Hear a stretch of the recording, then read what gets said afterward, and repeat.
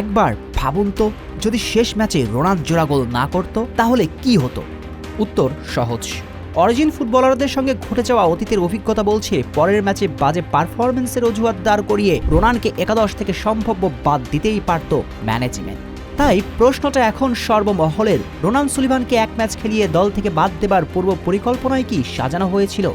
কারণ সাফ অনূর্ধ্ব-20-এ বাংলাদেশ খেলতে নেমেছিল পাকিস্তানের বিপক্ষে, আর বাংলাদেশের দুজন ফুটবলারকে দেখে মনে হয়েছে তারা নেমেছে স্বয়ং রোনান সুলিভানের বিপক্ষে। নাজমুল হুদা ফয়সাল আর মোর্শেদ আলীরা যেন পণ করে বসেছিল রোনান সুলিভানকে গোল করতে দেবেন না। যদি সেটাই না হয় তাহলে 3 বার ফাঁকা জায়গায় দাঁড়িয়ে থাকা রোনানকে পাস দিলেন না কেন ফয়সাল মোর্শেদরা? আপনি বলতেই পারেন স্বার্থপরতা। তাহলে প্রশ্ন হচ্ছে, এমন স্বার্থপর দুই ফুটবলার মোর্শেদ আলী আর নাজমুল হুদা ফয়সালকে বাংলাদেশ দলে আদৌ দরকার আছে কি? ফুটবল টিম গেম, এখানে দলের স্বার্থ যারা দেখবে না তাদের অন্তত ফুটবল মাঠে মানায় না। অবশ্য মোর্শেদ আর নাজমুল যেমন স্বার্থপরতা দেখিয়েছে, তেমন রয়েছে সিন্ডিকেটের গন্ধ।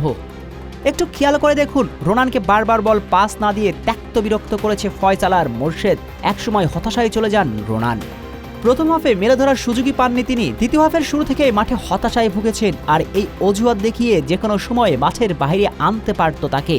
তাতে করে বাজে পারফরমেন্সের কারণে পরের ম্যাচে তাকে একাদশের বাইরে রাখা সহজ হতো নাকি?